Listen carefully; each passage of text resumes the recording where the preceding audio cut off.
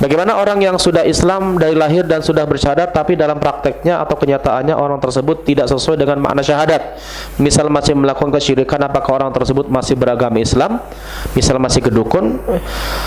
Sebagian ulama menyatakan kalau orang ini hidup di negeri umat Islam, di negeri kaum muslimin yang memang akidahnya benar, dia masih datang ke dukun melakukan syirik dan sering datang kepada dia di ceramah, khutbah Jumat atau yang lainnya bahwa perbuatan dia syirik, tapi dia melakukan, maka dia telah keluar dari Islam.